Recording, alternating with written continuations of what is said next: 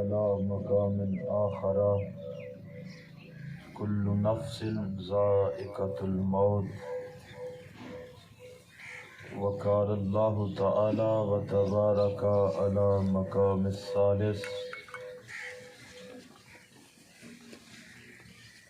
خلق الموت والحياة ليبلوكم أيكم أحسن عملا آمنت بالله صدق الله العظيم وصدق رسوله النبي الكريم الرؤوف الرحيم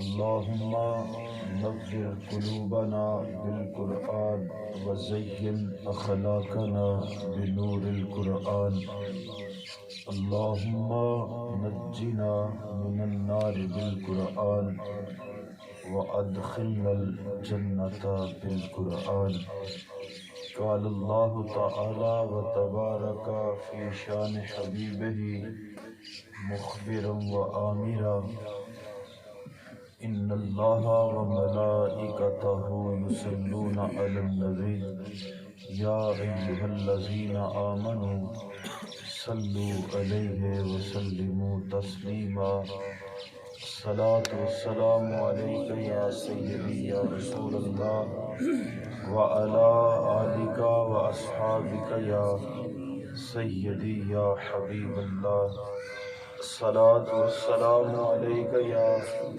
سيدي يا رحمة للعالمين وعلى آلك وأصحابك يا سيدي يا شفيع المذنبين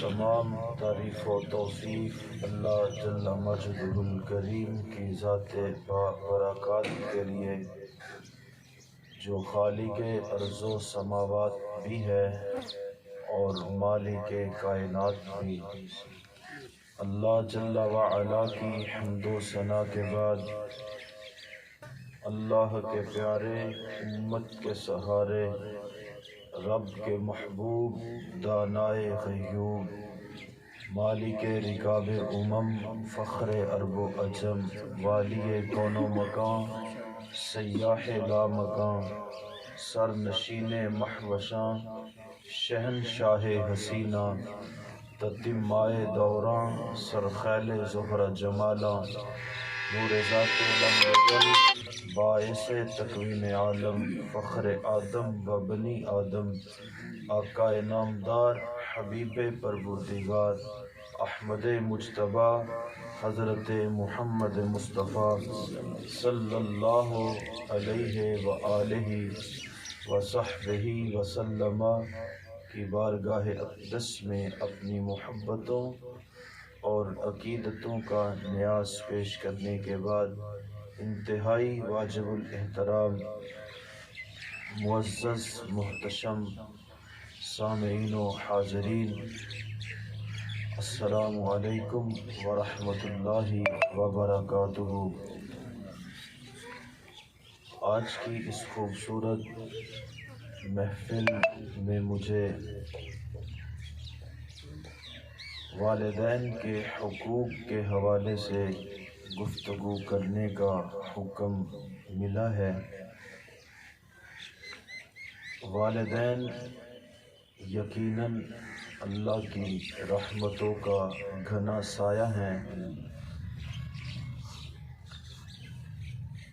اللہ رب العزت نے والدین کو وہ مقام و مرتبہ عطا فرمایا ہے کہ جو کائنات میں کسی دوسرے فرد کو حاصل نہیں ہے۔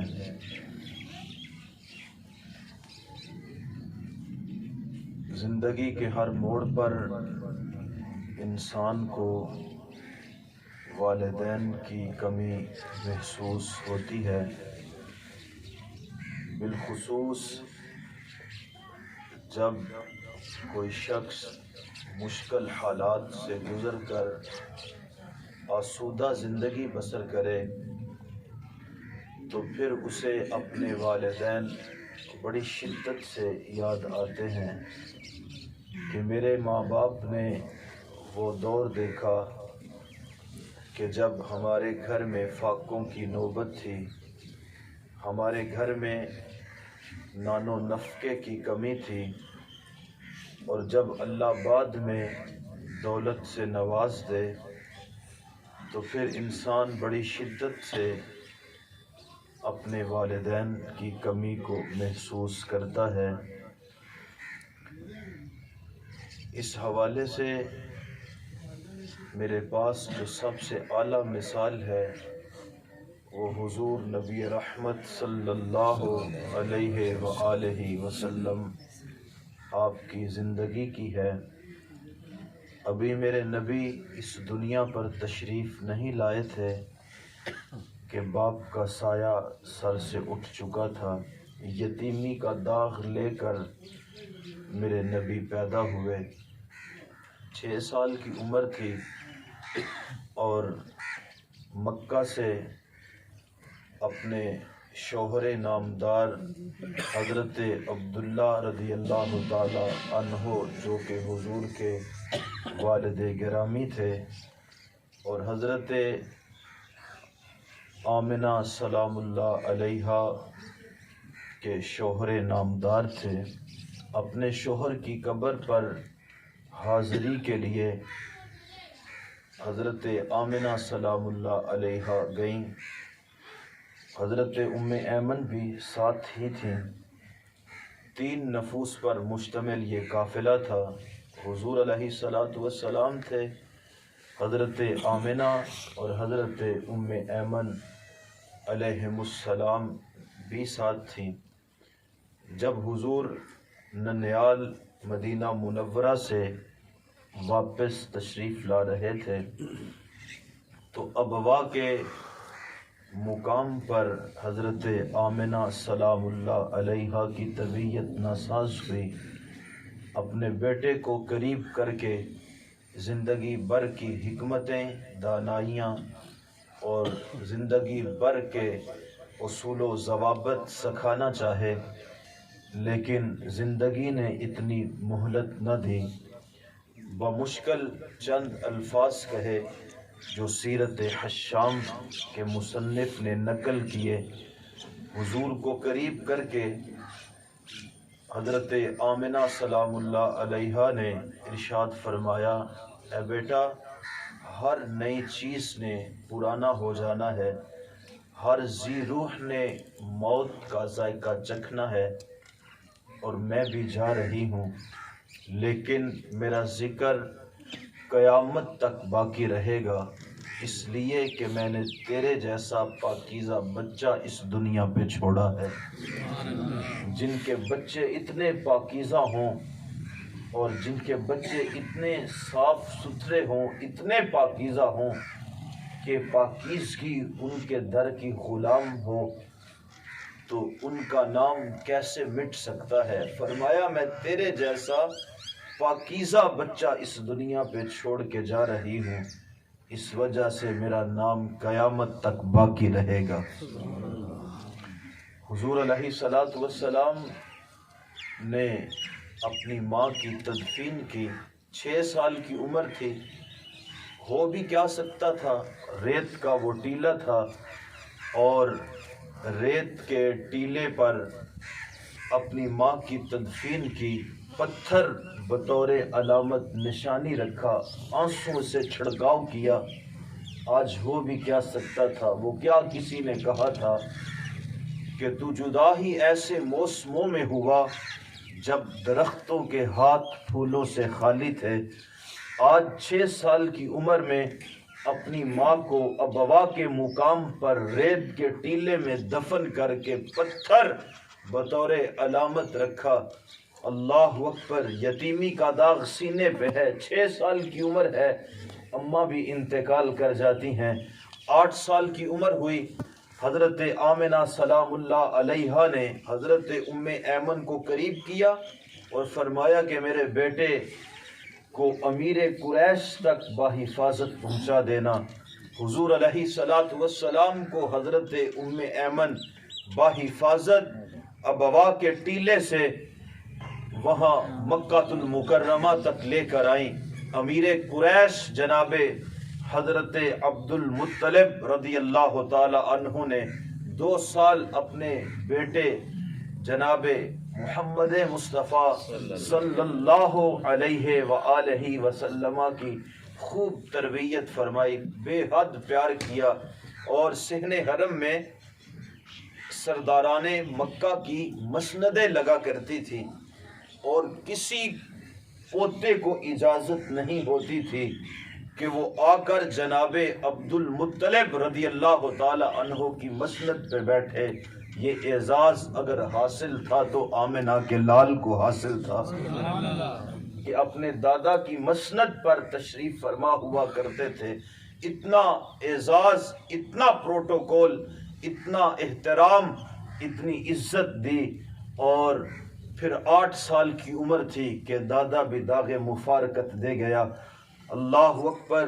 سیرت حشام کے صاحب لکھتے ہیں کہ جب امیر قریش کا جنازہ اٹھا تو ایک 8 سال کا بچہ تھا جو فرط غم کے ساتھ کبھی اس دیوار کے ساتھ لگ رہا تھا، کبھی اس دیوار کے ساتھ لگ رہا تھا۔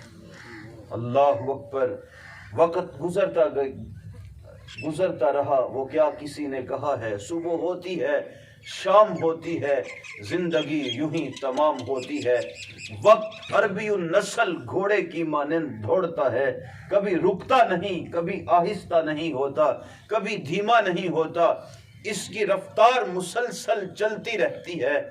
وقت بیتتا رہا، ایک وہ وقت بھی آیا کہ آقا نے 41ویں برس کے آغاز میں کوہ صفا کی چھاتی پہ کھڑے ہو کر اعلان نبوت فرمایا، اللہ کی وحدانیت کی گواہی دی، اور اپنا آخری رسول ہونے کا دعویٰ بھی ان کے سامنے رکھا۔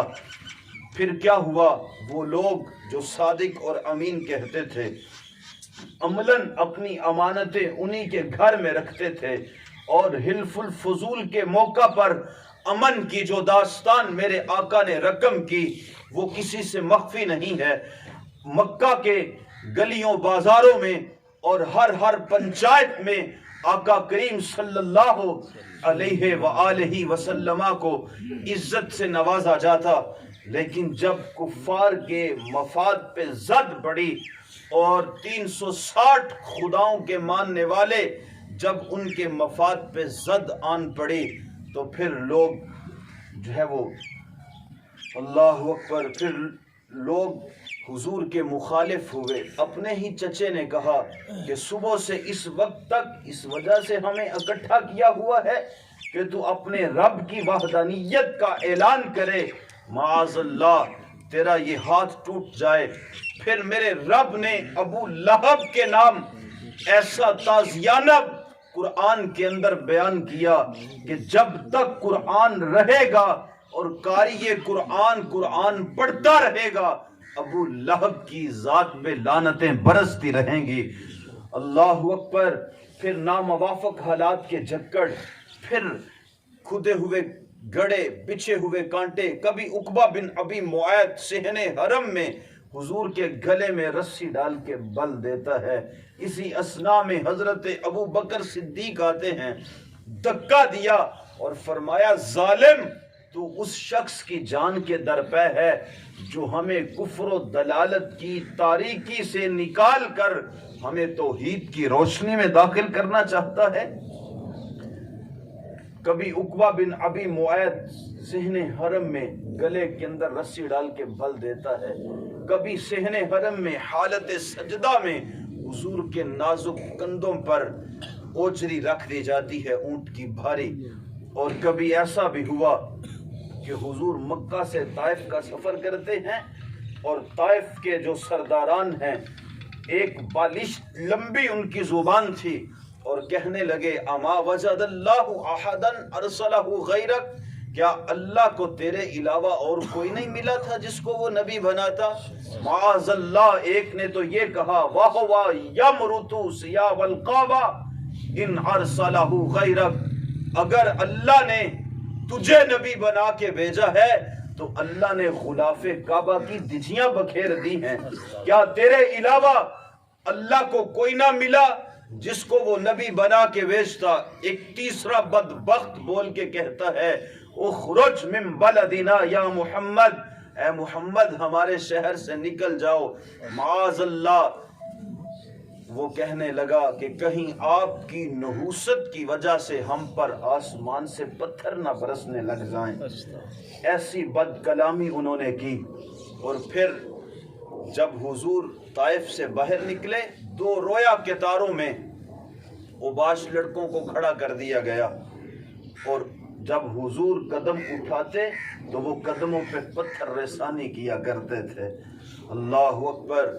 پھر حضور شاب ابی طالب کی وہ وادی، وہ گھاٹی، اللہ اکبر، 1-2 دن کی بات نہیں، 1-2 ہفتے کی بھی بات نہیں، 1-2 مہینے کی بات بھی نہیں، مسلسل 3 سال تک سوشل بائیکاٹ کر دیا گیا، اشیاء خورد و نوش بند کر دی گئیں۔ ایسے کٹھن اور مشکل مراحل بھی آئے، لیکن میرے نبی نے دین کی تبلیغ کو ترک نہیں کیا۔ جناب ابو طالب کے پاس لوگ حاضر ہوئے اور آ کر کہنے لگے کہ اپنے بھتیجے کو باز کر لیں، یہ ہمارے بتوں کو برا بھلا کہتا ہے۔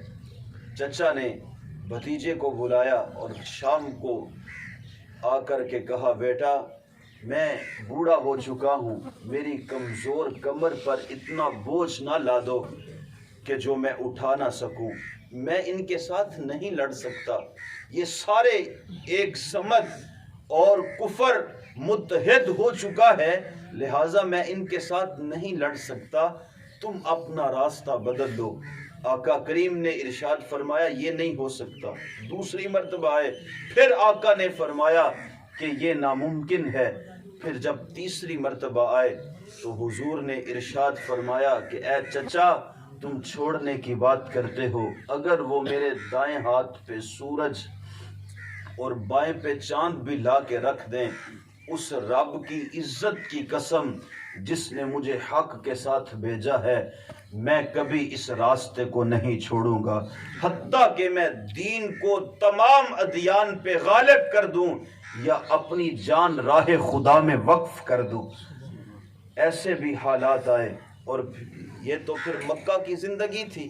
اللہ نے اذن ہجرت دیا، فرمایا محبوب چھوڑ دے ان کو، مکہ والوں کو، اگر یہ تیری بات نہیں مانتے تو مدینہ کے لوگ تیری راہ میں آنکھیں فرش راہ کیے ہوئے ہیں، مکہ والوں کو چھوڑ کر مدینہ چلا جا۔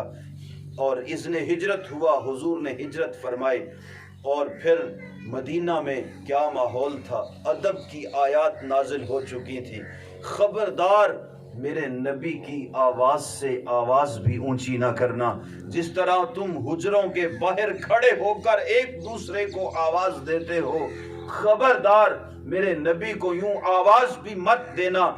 ادب کا یہ عالم تھا کہ اصحاب رسول ننگی تلواریں لیے ہوئے حضور کے کاشانہ اقدس کا پہرا دیا کرتے تھے، اور کسی کو دم مارنے کی اجازت نہیں تھی۔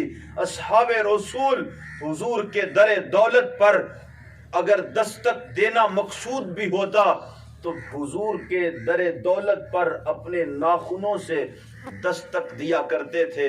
وہ کیا کسی شاعر نے کہا تھا، میں نے پلکوں پہ در یار پہ دستک دی ہے، میں وہ سائل ہوں جسے کوئی صدا یاد نہیں۔ شاعر نے تو اندازے تخیل میں یہ کہا، لیکن اصحاب رسول نے واقعی در رسول پہ اپنی پلکوں سے دستک دی۔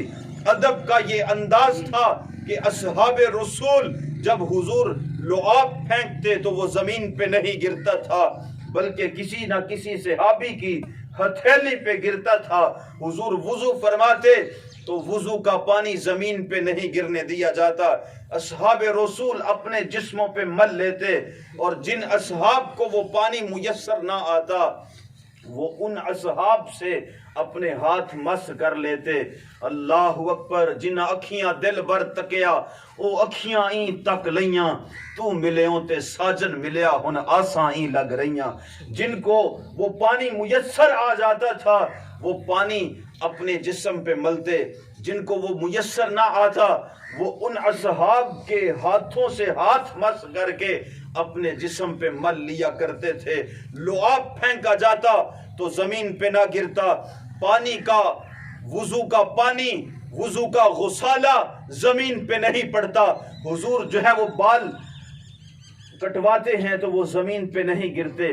پچھنے لگواتے ہیں تو ایک صحابی کو اپنے پچھنے لگوانے کے بعد خون عطا کیا. فرمایا جاؤ اسے ایسی جگہ پہ ٹھکانے لگا آؤ جہاں سے کوئی نہ دیکھے.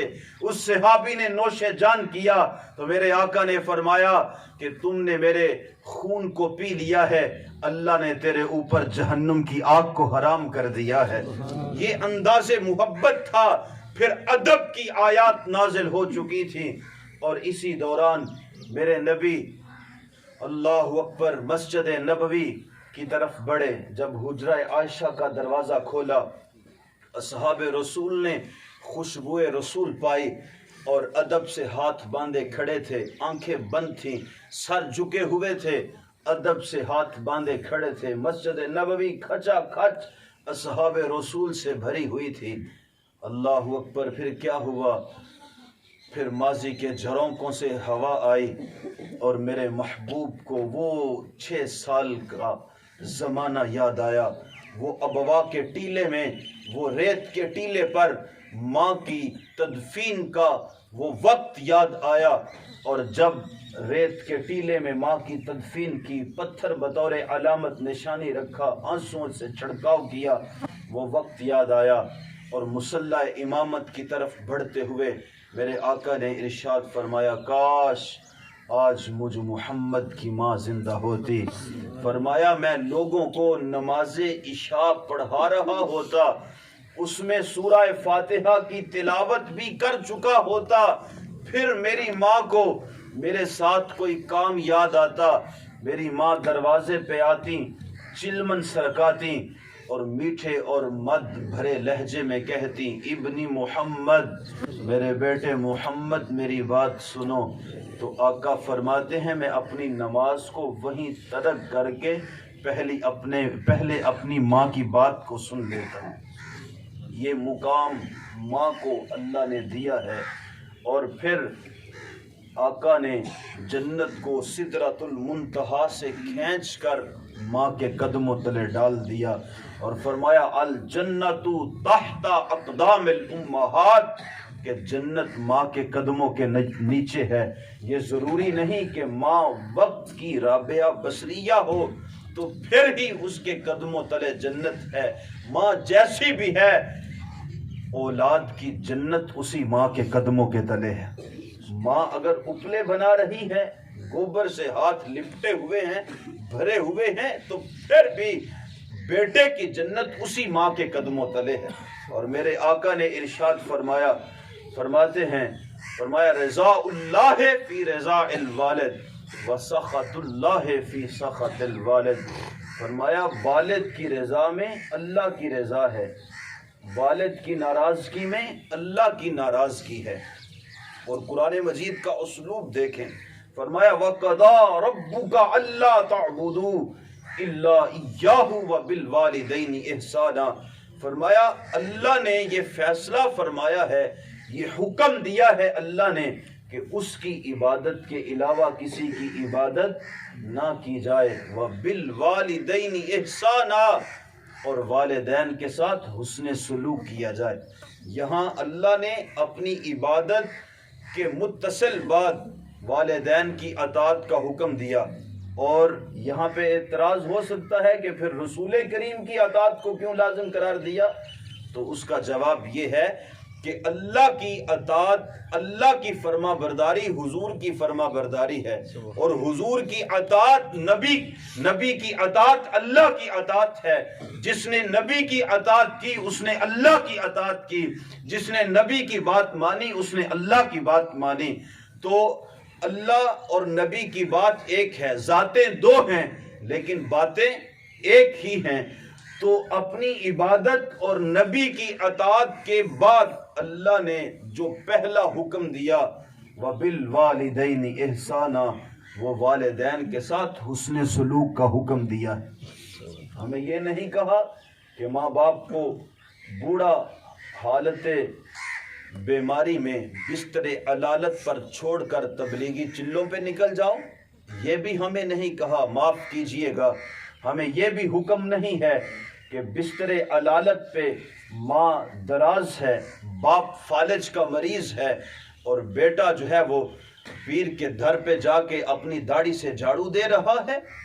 وہ کیا اقبال نے کہا تھا، اپنے بھی خفا مجھ سے ہیں بیگانے بھی ناخوش، کہ میں زہر ہلاحل کو کبھی کہہ نہ سکا کن، بات وہی کہتا ہوں سمجھتا ہوں جسے حق، نہ ابلہ مسجد ہوں نہ تہذیب کا فرزند۔ اگر پیر کا دھر دیکھنا ہے تو امام الانبیاء سے بڑھ کر کون سا بڑا پیر ہوگا، مدینہ الرسول سے بڑھ کر کس کا آستانہ سب سے بڑا ہوگا۔ حضرت اویس کرنی اپنی بوڑھی ماں کو چھوڑ کر آقا کی زیارت کے لیے نہیں جا رہے، حضور یمن کی طرف رخ فرما کر اپنے پیرہن کے بٹن کھولتے ہیں اور فرماتے ہیں مجھے رحمان کی خوشبو آ رہی ہے۔ اصحاب رسول عرض کرتے ہیں بندہ نواز وہ اتنا آپ کا چاہنے والا ہے، آپ بھی اس سے اتنی محبت فرماتے ہیں تو پھر آپ کو ملنے کیوں نہیں آتا؟ تو ارشاد فرمایا کہ اس کی ایک بوڑھی اور نابینا ماں ہے جو اس کو میرے حضور آنے سے روکے ہوئے، بوڑھی اور نابینا ماں کی خدمت کو ترجیح دی، آقا کریم کی خدمت میں حاضر نہیں ہوئے، صحابی رسول کا درجہ نہیں پایا۔ ساری کائنات کے لوگ ایک طرف، کوئی صحابی کے درجے کو نہیں پہنچ سکتا۔ صحابی کا درجہ اور مقام کیا ہے؟ فرمایا میرا صحابی ایک جو کی مٹھی خیرات کرے اور بعد میں آنے والے لوگ ایک احد پہاڑ کے برابر سونا بھی خیرات کریں تو وہ میرے صحابی کے اجر کو نہیں پہنچ سکتے۔ یہ صحابی کا مقام ہے، لیکن کہاں وہ مقام اور کہاں ماں کی خدمت؟ ماں کی خدمت کو ترجیح دی۔ اور پھر میرے آقا نے کیسا نوازا؟ فرمایا کوئی جائے اویس بن عامر کو ملے اور اسے جا کے کہے کہ میری امت کی بخشش کے لیے دعا کرے۔ نبی خود مستجاب الدعوات ہیں، اللہ ہر دعا نبی کی قبول فرماتا ہے، لیکن اشارہ دینا مطلوب تھا امت کو کہ جو ماں کی خدمت کرتا ہے اللہ تعالیٰ اسے مستجاب الدعوات بنا دیتا ہے۔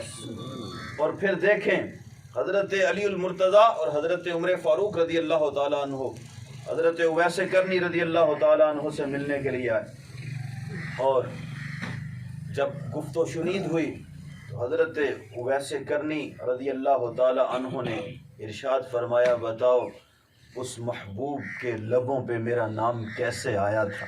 چھم چھم آنسو برس رہے ہیں کہ حضور کی زبان نور سے میرا نام نکلا، حضور کے لب نازنی سے جب اصحاب رسول نے نام سنا ہوگا تو کیا کیفیت ہوگی۔ کہا بتاؤ اس آقا نے یاد کیسے کیا، کیسے وہ گل قدس کی پتیوں سے کیسے نام نکلا۔ اصحاب رسول نے جب یہ تڑپ دیکھی تو فرمایا اگر اتنا ہی درد اور پیار ہے تو ملنے کیوں نہیں آتے، دیکھنے کیوں نہیں آتے؟ تو حضرت اویس کرنی نے بات کا پینترا بدلتے ہوئے ارشاد فرمایا کیا تم نے میرے آقا کو دیکھا ہے؟ بڑے فخر سے کہا دیکھا ہے، صحابی بنے ہیں اسی لیے تو درجہ صحابیت پہ فائز ہیں۔ فرمایا اچھا دیکھا ہے تو پھر بتاؤ حضور کے ابرو ملے ہوئے تھے یا جدا جدا تھے؟ دونوں برتہ حیرت میں مبتلا ہوئے، ایک دوسرے کی طرف دیکھا، پھر ارشاد فرمایا مجھ سے پوچھو اگر کوئی دور سے دیکھتا اسے ملے ہوئے دکھائی دیتے، قریب آ کر دیکھتا تو جدا جدا دکھائی دیتے۔ اس سے ہم یہ نتیجہ اخذ کر سکتے ہیں کہ بظاہر حضرت اویس کرنی نے نہیں دیکھا، لیکن پل پل وہ دربار مصطفیٰ میں رہا کرتے تھے، دیدار مصطفیٰ کیا کرتے تھے پل پل۔ تو جو ماں باپ کی خدمت کرتا ہے اللہ اور اس کا رسول اسے اپنی جو ہے وہ فضیلتوں سے نوازتا ہے، اسے قرب سے نوازتا ہے، اسے مستجاب الدعوات کا درجہ عطا کیا جاتا ہے۔ حضرت بایزید بسطامی رحمت اللہ علیہ کی کہانی سن لیں۔ ماں سے اجازت لی، ماں میں تیرے حق ادا نہیں کر سکتا، مجھے اپنے حق معاف کر دے۔ ماں نے کہا ٹھیک ہے بیٹا، میں تجھے اللہ کے قرب کے لیے، اللہ کی رضا کے لیے تجھے وقف کرتی۔ 12 سال تقریباً بستان کے جنگلوں میں حق ہو کی ضربیں لگاتے رہے، اللہ کا قرب تلاش کرنے کے لیے محنت شاقہ کرتے رہے، جہد مسلسل، مجاہدہ، عبادت و ریاضت کے اندر مشغول رہے۔ پھر 12 سال کے بعد رات کو بستان کے قریب سے گزر ہوا، توجہ میری جانب رکھیں، بستان کے قریب سے گزر ہوا، اور پھر حضرت بایزید بستامی کے دل میں معاً خیال آیا کہ اگر بستان کے قریب سے گزرنے لگا ہوں تو ماں کو مل لوں۔ جب دروازے پر دستک دینے لگے تو دل میں خیال پیدا ہوا کہ اے بایزید، 12 سال ہو گئے گھر سے نکلے ہوئے، 12 سال تک ماں کو کوئی سکھ نہیں دیا، تو آدھی رات کے وقت اٹھا کر دکھ کیوں دینا چاہتا ہے؟ بس یہ خیال آیا، باہر دروازے کے ساتھ لگ کے بیٹھ گئے۔ سحری کا وقت ہوا اور پانی کے کھنکنے کی آواز آئی، نالی سے پانی باہر آیا، سوچا کہ میری ماں نماز تہجد کے لیے بیدار ہوئی ہوگی، دروازے پہ دستک دی، فرمایا من علی الباب، دروازے پہ کون ہے؟ کہا بیٹا بایزید آیا ہے۔ آواز اور لہجے سے ماں سمجھ جاتی ہے۔ کہا بیٹا بایزید آیا ہے۔ ماں نے کہا میں نے تو اپنے بیٹے کو اللہ کی قرب اور رضا کے لیے وقف کیا ہے۔ دروازہ کھولا، الجھی ہوئی حالت، بکھرے ہوئے بال، بڑا گندہ کیفیت، اور جب یہ کیفیت دیکھی تو ماں نے ہاتھ اٹھا لیے، مولا میں نے اپنے بیٹے بایزید کو تیرے قرب کے لیے وقف کیا تھا اور تو نے ابھی تک اسے اپنا قرب عطا نہیں کیا۔ حضرت بایزید فرماتے ہیں 12 سال کی محنت شاقہ سے جو مقام میں حاصل نہ کر سکا، اللہ نے اس رات میری ماں کی دعا سے مجھے عطا فرما دی۔ یہ مقام ماں اور باپ کا ہے۔ یارو پیر تو نت نئے بازار میں آ رہے ہیں، پیر کے کامل ہونے کی کوئی گارنٹی، کوئی سکیل، کوئی پیمانہ، کوئی معیار نہیں ہے، اور ہمارے ہاں تو معیار کسی چیز کا بھی نہیں ہے۔ ہمارے ہاں تو جو کسی کے دم سے اگر سر درد کا آرام آ جائے، بند کاروبار چلنے لگے، جو ہاتھوں پہ تلی پہ سرسوں جمانے کا شوب دبازی کرے، ہم اسے بھی ولی مان لیتے۔ ہمارے ہاں تو کوئی معیار ہی نہیں ہے، لیکن ان کی خدمت کرنے سے ماں سوائے جو ہے وہ لوگ اللہ ماشاءاللہ جو پہنچے ہوئے ہیں، فقراء سے یہ دنیا کبھی خالی نہیں ہوگی تا آ کے حضرت امام مہدی رضی اللہ تعالی عنہ تشریف لے آئیں۔ تو زمانے میں اچھے لوگ بھی ہیں، لیکن برے لوگوں کی اس معاشرے میں بالخصوص جس لیول اور جس حوالے سے میں بات کر رہا ہوں بہت زیادہ کثرت پائی جاتی ہے، اور ایسے ایسے شعبہ دباز اس فیلڈ کے اندر موجود ہیں کہ جنہیں اپنی طہارت کے مسائل نہیں آتے، جنہیں پہلا کلمہ نہیں آتا، جنہیں جو ہے وہ ایمانیات اور ضروریات دین سے بھی آگہی نہیں ہے، وہ بھی راہبر بن کر ہماری عقیدتوں کو لوٹ رہا ہے، وہ بھی جو ہے وہ ہماری عقیدتوں سے، ہمارے جذبات سے کھیل رہا ہے۔ ان کی کوئی گارنٹی نہیں ہے کہ ان کی دعا بھی قبول ہوتی ہے کہ نہیں، ماں کی گارنٹی ہے۔ ماں جب اولاد کے لیے ہاتھ اٹھاتی ہے تو اللہ ماں کے اٹھے ہوئے ہاتھوں کو اولاد کے حق میں کبھی خالی نہیں موڑتا۔ ماں کی دعا بیٹوں کے حق میں، اولاد کے حق میں اللہ ضرور قبول فرماتا ہے۔ اللہ اکبر۔ تو صاحب والدین یہ رب کی رحمت کا گھنا سایہ اور روپ ہیں، اور ان کا بدل زمانے میں موجود نہیں ہے۔ ہر چیز کا بدل مل جاتا ہے، نعم البدل بھی کئی چیزوں کا مل جاتا ہے، لیکن والدین کا نعم البدل تو کیا، والدین کا بدل بھی زمانے میں موجود نہیں۔ والدین کی قدر یہ اسلام نے ہمیں سکھایا ہے۔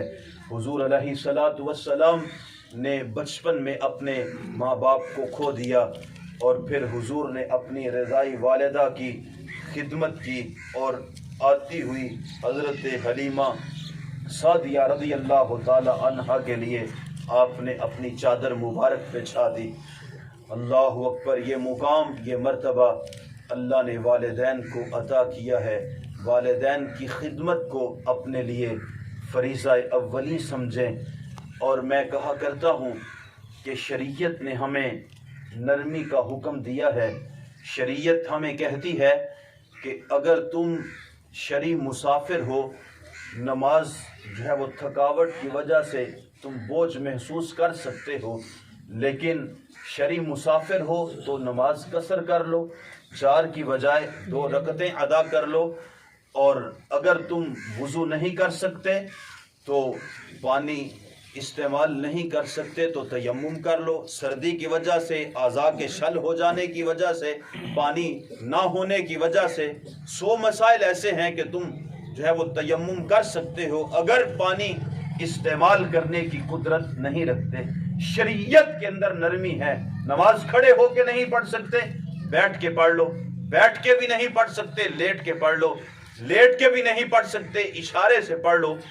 الغرض شریعت کے اندر نرمی ہے، لیکن فطرت کے اندر نرمی نہیں ہے۔ فطرت یہ ہے جیسا کرو گے ویسا بھرو گے۔ آج والدین کے ساتھ جو جو سلوک کریں گے، کل کلاں اولاد کی صورت میں تمہارے ساتھ بھی وہی سلوک ہونے والا ہے۔ مولانا روم علیہ الرحمٰن نے ایک بڑی اچھی حکایت لکھی ہے۔ آپ فرماتے ہیں ایک شخص تھا، جب اس نوجوان کی شادی ہوئی تو ایک اللہ نے اولاد سے نوازا، تو ماں باپ کو اولاد کی نیند، اس کا آرام، اس کا چین اور سکون زیادہ عزیز ہوتا ہے۔ تو وہ بہو رانی کہنے لگی اپنے شوہر سے کہ بابا کی طبیعت اکثر ناساز رہتی ہے، بوڑھے ہو گئے ہیں، تو کھانسنے کی وجہ سے میرا بچہ بار بار اٹھ جاتا ہے، اور جب آغاز میں نیند کا احترام ہوتا ہے، جب بعد میں پڑھنے لگ جائیں تو پھر پڑھائی کا مسئلہ بن جاتا ہے کہ بوڑھا کھانستا ہے، لہٰذا بچے ڈسٹرب ہوتے ہیں، پڑھ نہیں سکتے۔ تو مولانا روم فرماتے ہیں کہ اس نے اپنے شوہر کو چند باتیں سنائیں، تو شوہر نے، وہ بھی ایسا نالائق تھا، اس نے اپنے باپ کو کہا بابا وہ بھینسوں والا کمرہ ہے وہاں پہ چلے جاؤ اور وہاں پہ آرام کر لیا کرو، وہاں پہ تمہارا بستر لگا دیا۔ تو ابا جی جو ہے وہ اس کمرے میں چلے گئے۔ وقت گزرتا رہا، ایک دن اچانک سردیوں کی ٹھٹھرتی رات تھی، اور اسی نوجوان کا بیٹا کچھ سنبھلا تو اس نے اپنے دادے کو جو کمبل اس کے باپ نے دیا تھا وہ کمبل لیا اور اس نے 2 حصوں کے اندر تقسیم کر دیا۔ تو باپ ناراض ہوا اس بات پہ کہ دادا کے کمبل کو تو نے 2 حصوں میں کیوں تقسیم کیا؟ گھر میں پیٹی کے اندر بہت زیادہ بستر اور کمبل نئے پڑے ہوئے ہیں، وہ لے لیتا۔ تو بیٹا بڑا زیرک تھا، کبھی کبھی وہ کسی نے کہا تھا کہ دانائی جو ہے وہ سالوں سے نہیں ہوتی، دانائی عقل سے ہوتی ہے۔ تو کبھی کبھی بچے بھی بڑی اچھی بات کر دیتے ہیں۔ تو بچے نے جب کمبل کو 2 حصوں میں تقسیم کیا، باپ نے جھاڑ پلائی کہ تم نے کیوں ایسا کیا، اندر سے نیا کمبل لے لیتا۔ تو بیٹے نے کہا کہ ابا جی میں نے آدھا کمبل اس وجہ سے سنبھال کے رکھا ہے کہ کل کلاں یہ وقت آپ پر بھی آنے والا ہے۔ تو صاحب فطرت کے اندر کوئی نرمی نہیں، شریعت کے اندر نرمی ہے، فطرت کے اندر کوئی نرمی نہیں ہے، لہٰذا اپنے والدین کو اپنے سروں کا تاج سمجھیں۔